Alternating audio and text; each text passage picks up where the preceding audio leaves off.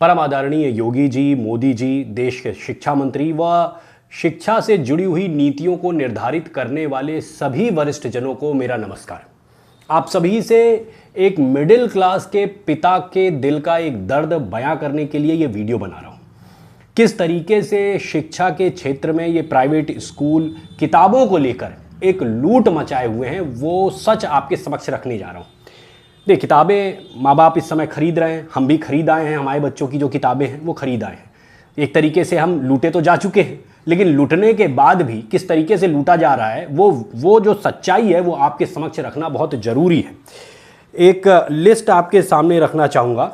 School का नाम मैंने हटा दिया है, लेकिन जो लिस्ट है वो लिस्ट आपके समक्ष है। अच्छा, कई लोग ये कह सकते हैं इस वीडियो के ऊपर, तो मैं स्टार्टिंग में एक बात कह दूं, कुछ लोग ये कह सकते हैं कि अगर तुम्हें लग रहा है कि प्राइवेट स्कूल लूट रहे हैं तो सरकारी स्कूल में बच्चे को पढ़ा लो। भाई, अगर तुम्हारे पास देने की क्षमता नहीं है इतना पैसा तो सरकारी स्कूल में पढ़ा लो। तो मैं ऐसे लोगों से कहता हूँ कि ऐसा है, हर माँ बाप ये कोशिश करता है कि अपने बच्चे को जो बेहतर से बेहतर चीज़ हो सके वो दी जाए। भले हमें अपने कुछ खर्चे काटने पड़े, कैसे भी करना पड़े, मिडिल क्लास का आदमी हर तरीके से व्यवस्था करके भी बच्चे को अच्छे स्कूल में पढ़ाना चाहता है। रही बात कि हम सरकारी में क्यों नहीं पढ़ा ले रहे हैं, तो मैं तो सीधा सवाल पूछता हूं ना कि सरकारी स्कूल का जो अध्यापक है वो अपने बच्चे को कहां पे पढ़ा रहा है, पहले ये चेक किया जाए। शहर का जो डीएम है, एसएसपी है, जो आईजी है, उनके बच्चे कहां पे पढ़ रहे हैं, पहले ये पता किया जाए। जो प्रदेश के मंत्री हैं या दूसरे एमपी एमएलए लोग हैं, इनके बच्चे, इनके परिवार के जो बच्चे होते हैं, ये कहां पे पढ़ते हैं, जरा पता किया जाए। तो यदि सरकारी स्कूलों की स्थिति इतनी अच्छी होती तो पहले ये होना चाहिए था कि सरकारी अध्यापक अपने बच्चे को वहां पे पढ़ाए, है ना। जो सरकारी दूसरे कर्मचारी हैं, है ना, चाहे डीएम है, एसएसपी है, ये लोग अपने बच्चों को जो है सरकारी विद्यालयों में पढ़ाएं। अगर वहां पे वो पढ़ाने लगेंगे तो हम आम आदमी जो है हम भी अपने बच्चों को वहां पे पढ़ाने लगेंगे, क्योंकि हमें विश्वास हो जाएगा कि जब ये लोग पढ़ा सकते हैं तो इसका मतलब वो सरकारी स्कूल अब ठीक हो चुके हैं। ठीक, तो इसलिए ये कटाक्ष और ये बयान देने का कोई ना करे कोशिश तो ज्यादा अच्छा है ना। तो इसलिए हम प्राइवेट स्कूल में पढ़ा रहे हैं। दूसरी बात, ये प्राइवेट स्कूल भी इसी देश की संपदा हैं, इसी देश की धरती पे बने हुए हैं। बहुत सारी इनको जो है सुविधाएं दी जाती हैं, जमीन इनको बहुत सस्ते में दी गई है, तब जाके इन्होंने ये प्राइवेट स्कूल बनाए हैं। तो ये जितने भी प्राइवेट स्कूल हैं, इनको भी रेगुलराइज करने का अधिकार अगर किसी के पास है, वो ऑटोनॉमस बॉडी नहीं चल सकते कि जो मन करेगा वो करेंगे, है ना। उसको भी संचालित और उसको भी क्या कहते हैं, रेगुलराइज करने का काम सरकार को करना चाहिए। अब आते हैं जरा, हम पहले क्या लूट मची पहले उस पर बात कर लेते हैं। लिस्ट आपके समक्ष है, मैं इस वीडियो के साथ लगा रहा हूं।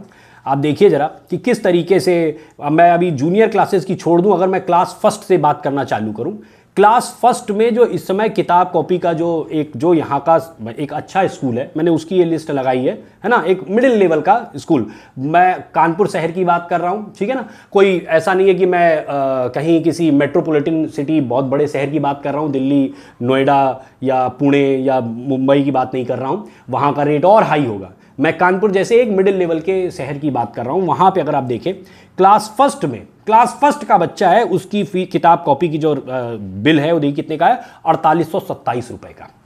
सेकंड में हमारा बच्चा है, सेकंड में अभी हम खरीद के लाए कितने की, 5719, 5719, लगभग आप समझिए 6000 के करीब पहुंच गया। थर्ड में ही आते आते बच्चे का जो किताब कॉपी का बिल दिया गया है वो 7028 रुपए का। फोर्थ में 6963 रुपए का। फिफ्थ में फिर संस्कृत और फ्रेंच दो ब्रांचेज ये लोग कर देते हैं, तो जो संस्कृत पढ़ा रहे हैं अपने बच्चों को, उनके लिए जो किताब कॉपी का रेट है 7876 और फ्रेंच वालों के लिए 8076। सिक्स्थ में ये जाके रेट हो जाता है 9972, और अगर फ्रेंच पढ़ा रहे हैं तो 10100, है ना। इसी तरीके से हर क्लास का इन्होंने बिल दिया हुआ है। ये लिस्ट मैं आपके साथ यहां पे लगा रहा हूं, आप देखिएगा। पहले तो ये मैंने आपको लिस्ट दिया, अब मैं आपको कुछ किताबें दिखाना चाहूंगा। जब किताबों की स्थिति देखिए क्या है, ये किताब देखिए, क्लास सेकंड में ये किताब पढ़ाई जाती है। कुल ये 44 पेज की किताब है, 44 पेज, 50 पेज की किताब भी नहीं है। कितने रुपए की ये दे रहे हैं, 259 रुपए की, है ना, 259 रुपए की। तो 259 रुपीज की 44 पेज की ये पतली सी किताब दी जा रही है।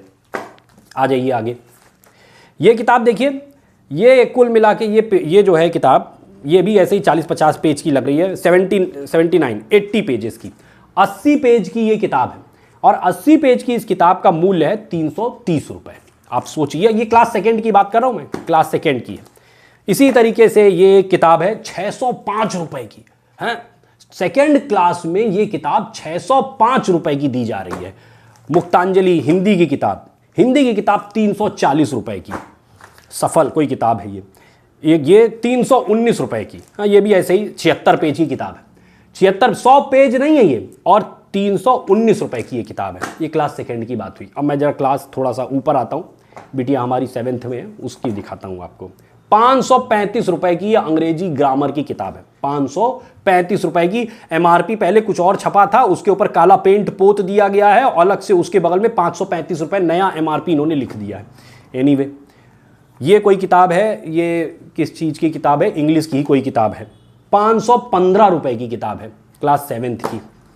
ज्योग्राफी की ये किताब है, इसका मूल्य दिया है इन्होंने, ज्योग्राफी की ये किताब है, 150 पेज के करीब की किताब है ये, और 440 रुपए की। ये कंप्यूटर की किताब है, कंप्यूटर की किताब इनकी 596, 600 रुपए के करीब की किताब पहुंच गई। फिर इसके बाद आ जाइए, ये हिंदी की इनकी किताब 498, 500 रुपए की ये किताब आ गई। ये आप सोचिए, इतनी पतली पतली किताबें हम लोगों ने जो बीटेक एमटेक, मतलब मैंने आईआईटी कानपुर से एमटेक किया, तो कहने का मतलब हम लोगों ने बीटेक एमटेक में भी इतनी पतली किताबें, 44 पेज की जो मैंने आपको पहली किताब दिखाई, मैं तो देख के आश्चर्यचकित हूं कि 44 पेज की ये पतली सी किताब 259 की MRP छाप दिया जाएगा। तो पहली बात तो यह है कि बहुत हाई लेवल की MRP, इस किताब की कीमत बमुश्किल 35-40 रुपए होनी चाहिए थी, 35-40 रुपए, 50 रुपए की ये किताब होनी चाहिए, और ये दी जा रही है 259 रुपीज में।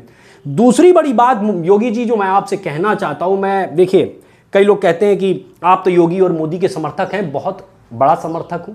आप हमारी बात सुनेंगे तो भी हम अपनी बात कहेंगे, नहीं सुनेंगे तो भी हम अपनी बात कहेंगे।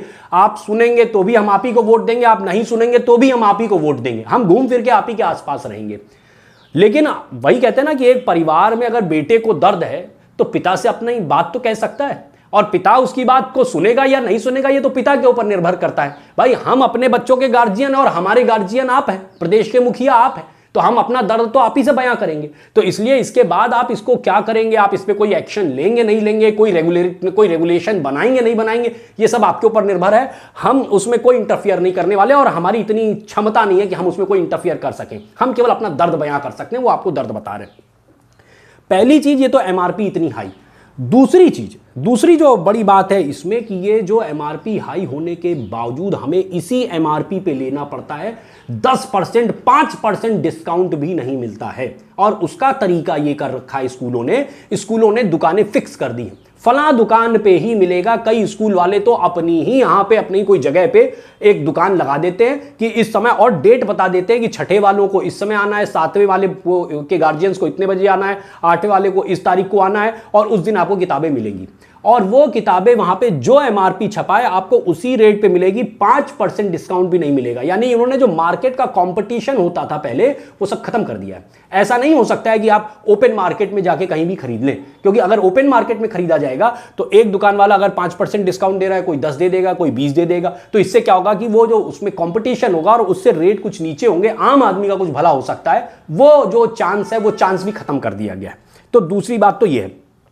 तीसरी बात कि हर साल ये लोग किताबें बदल देते। भाई, हम लोग 4 भाई बहन हैं, हमारे यहाँ जो बड़े भाई के लिए किताबें खरीदी गई, फिर वही मैंने पढ़ ली, फिर उसके बाद मेरे बहन ने वही पढ़ ली, फिर उससे जो छोटा था उसने भी वही पढ़ ली। तो एक किताब खरीदी गई तो वो 4-5 लोगों ने पढ़ी, फिर इसके बाद भी जब किताब बच गई तो मोहल्ले में कोई छोटा बच्चा है तो उसको दे दी गई, वो पढ़ेगा उसी से।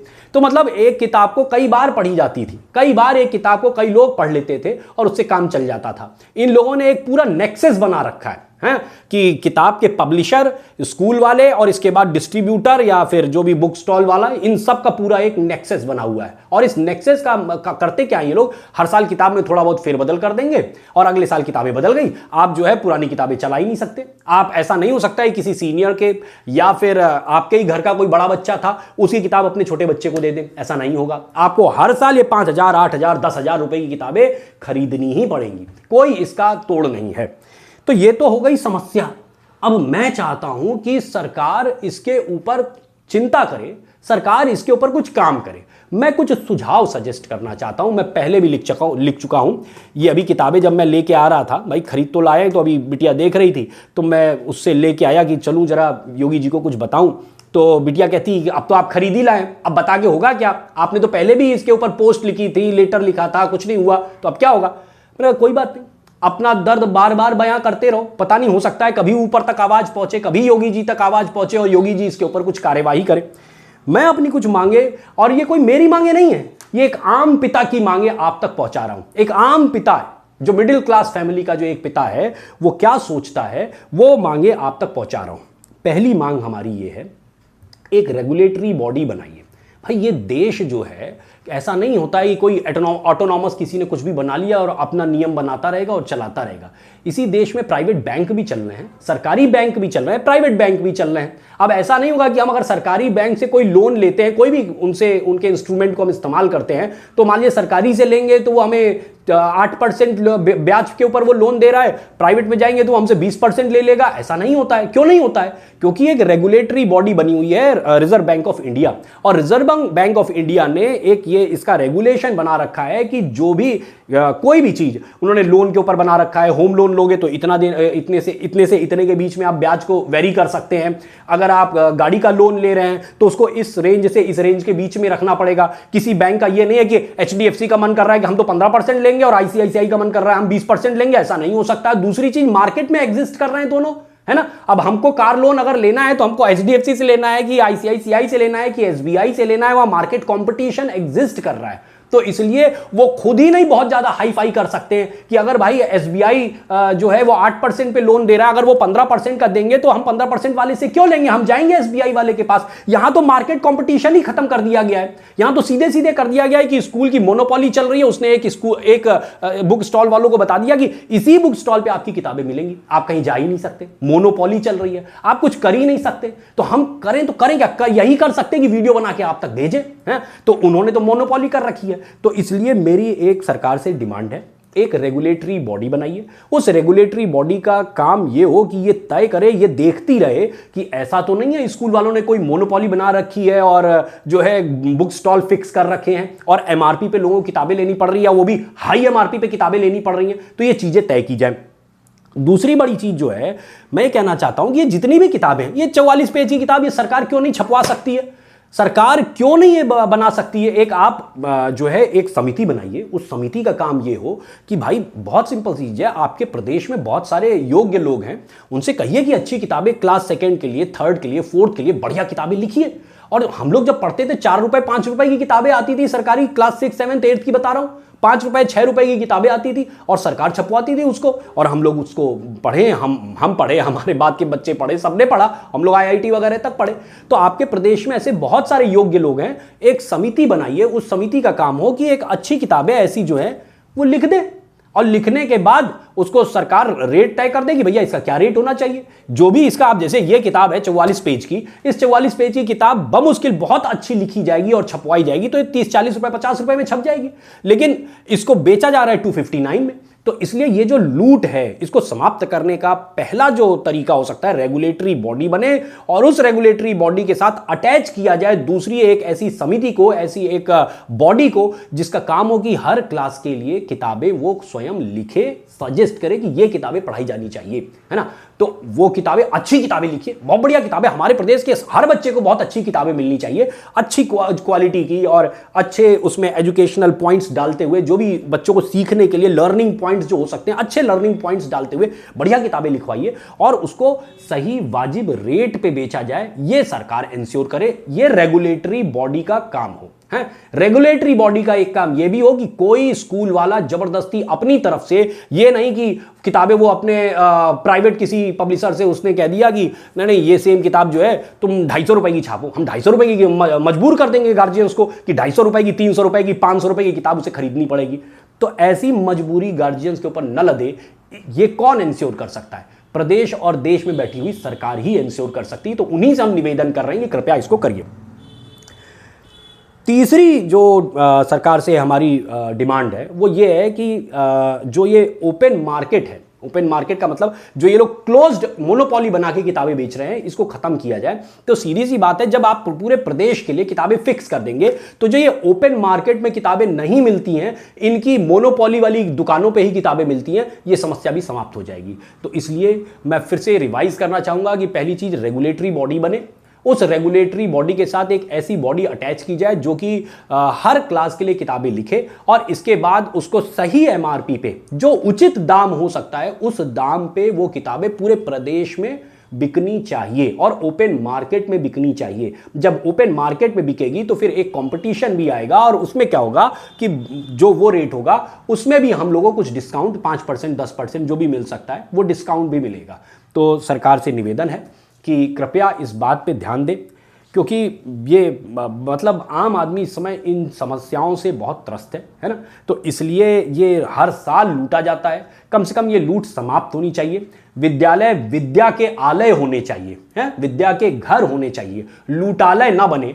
इसके लिए सरकार को पहल करनी होगी और सरकार का काम ही है जहां भी कहीं इस प्रकार की लूट मची हो उस पर एक रेगुलेशन का कोई तो तरीका बनाया जाए, कोई तो नीतियां बनाई जाए जिससे कि इनको रोका जा सके। मेरा करबद्ध निवेदन है सभी मिडिल क्लास के पिताओं की तरफ से, माताओं की तरफ से, कि कृपया हम लोगों को इस समस्या से बचाइए और इसके ऊपर काम करना बहुत जरूरी है। देश में, प्रदेश में कहीं भी इस प्रकार की लूट ना हो, इसके लिए आपको काम करना चाहिए। धन्यवाद। जय हिंद, जय भारत, जय मां भारती। ओम नमो भगवते वासुदेवाय। जय श्री राम, जय जय मां शारदे। ओम नमः शिवाय।